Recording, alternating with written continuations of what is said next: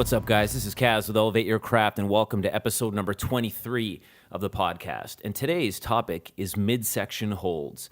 And midsection holds are one aspect of calisthenics that renewed my enthusiasm for core training. The other aspect would be leg raise variations. However, I'll discuss them in greater detail in a future podcast.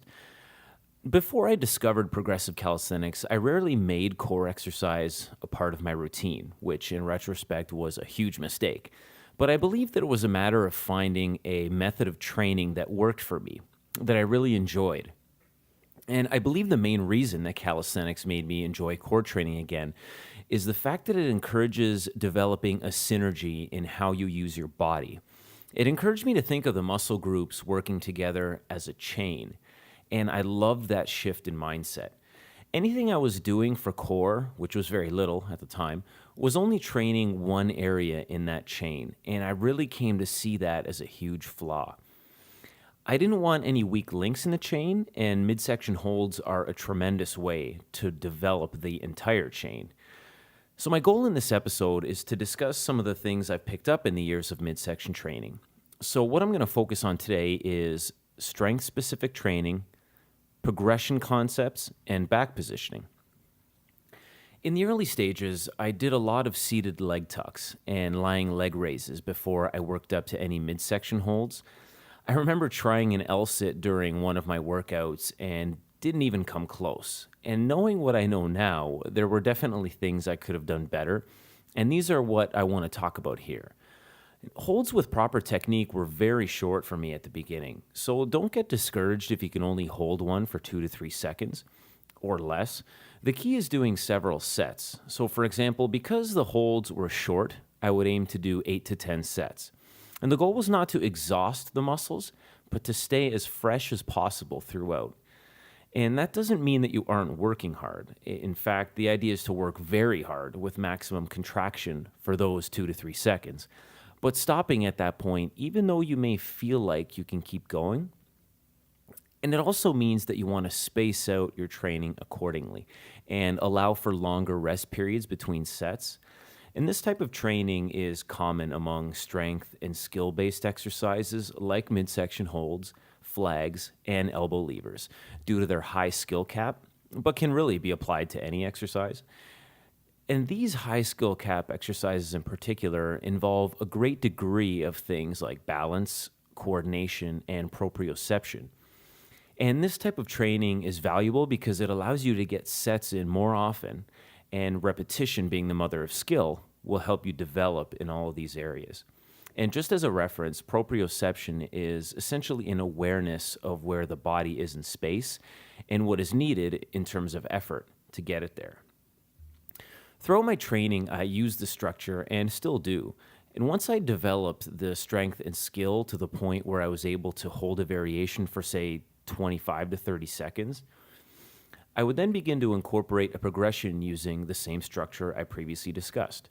For example, if I was able to do the bent leg hold for 30 seconds, then I would begin to incorporate the raised tuck hold into my training and hold for as long as I could for 8 to 10 sets. And because midsection holds emphasize the skills that I mentioned earlier, it is important to maintain a high degree of focus during training. And one of the things that I wish I did earlier was isolate my midsection hold training. I would often add it to days where I was already doing pull-ups or squats, for example. And over time, I found that it was taking away from my midsection hold training because I wasn't really able to put as much focus into them as I wanted in order to really develop the skills that, again, I mentioned earlier. And this is partly due to my lack of awareness, but also because midsection holds are just very physically demanding.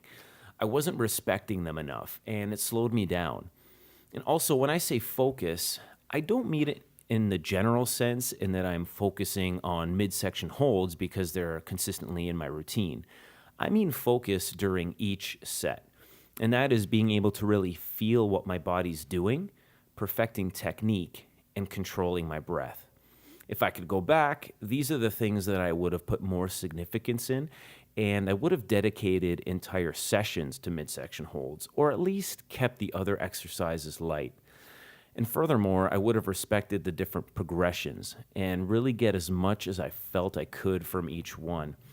And I would have done this by applying some of the different progression concepts that can be used to alter your training as necessary.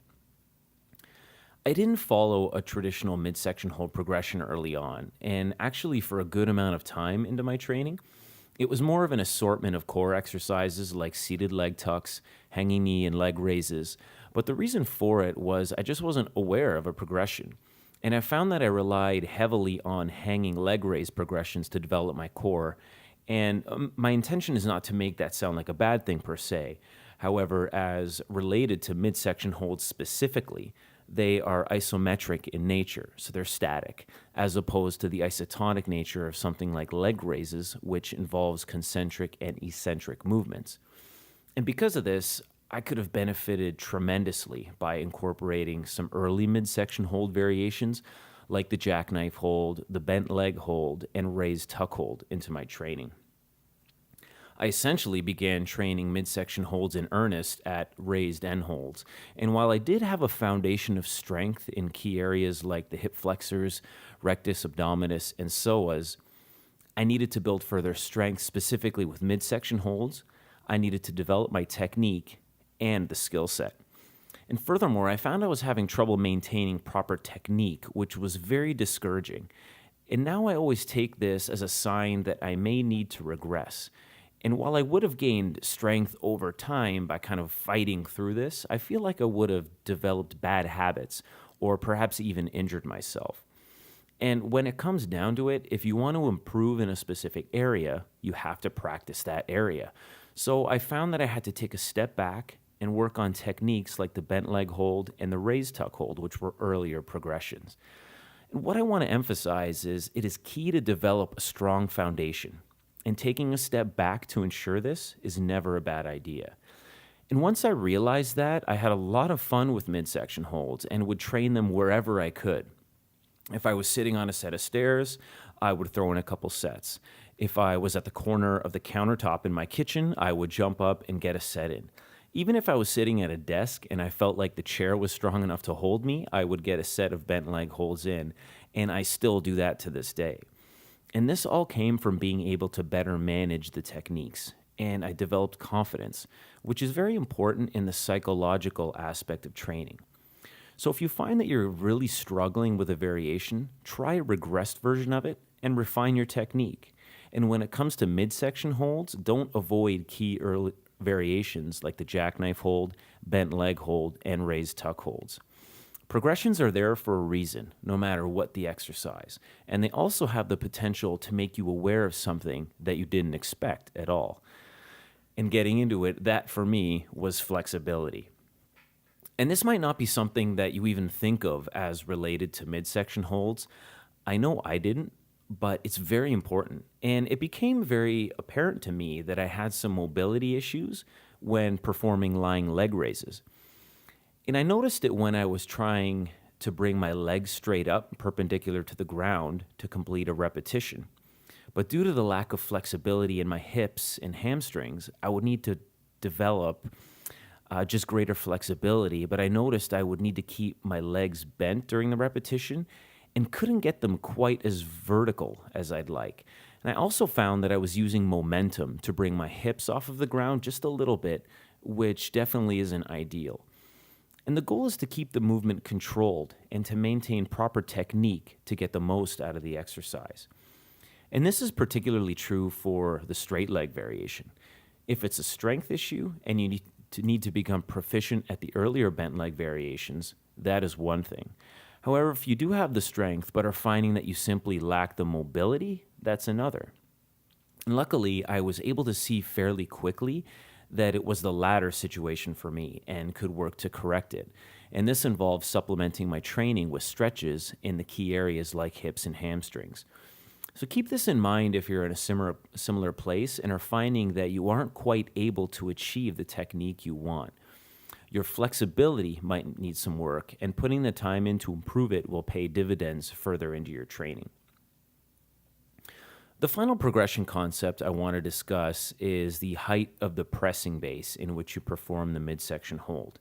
And going back to the situation I mentioned earlier, where I attempted the L-sit early in my midsection hold training and failed miserably, I demonstrated this concept, but I had no idea I was doing it. And when attempting it, I first tried with my palms on the floor. But when I found that I wasn't able to do it, I tried again by using my closed fists on the floor as a pressing base. And while the change is subtle, I did notice that this made the hold a little easier.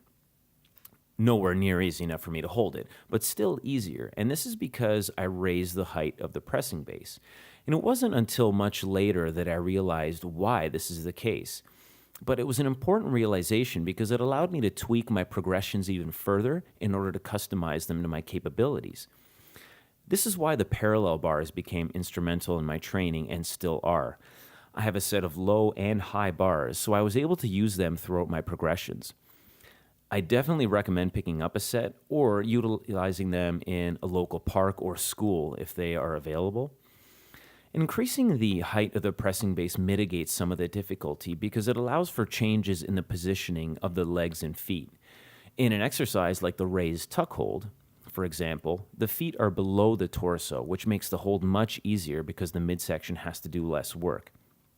As the height of the pressing base is decreased, the feet are forced in front of the torso, putting more work on the midsection. And you can further increase difficulty by straightening the legs with the feet positioned above the hips, or do this one leg at a time for uneven end holds. Or you can go even further by also shifting the hips forward, which will give the triceps a tremendous workout. So there's a lot to play with when working on your midsection holds. And I encourage you to experiment with variations at different heights in order to take full advantage of the progression concepts and customize the workout to your capabilities. On a final note, always try to keep the back upright as you progress. Allowing the shoulders to shift forward and the back to arch is conducive to shifting the hips backward, which will affect the difficulty and can divert emphasis from the key muscle groups. The goal is to maintain proper technique in order to develop these key muscle groups, and this will become more and more important for progression to advanced holds. The earlier you can develop the habit of keeping the back upright, the easier it will be down the line, even if it means having to regress in order to do so. Keep in mind, you can find pictures of the different variations that I've mentioned on the Facebook page as well as the website. I've been all over midsection holds lately, so I hope this episode helps you see how cool they are and helps in your progression, no matter what level you are at. If you like the podcast, be sure to follow it on Twitter at EYCKAS. The Facebook, YouTube channel, and iTunes handles are Elevateyourcraft, all one word, and the website is www.elevateyourcraft.net. Well, that's it for me today, guys. Thanks very much, and I'll talk to you again soon.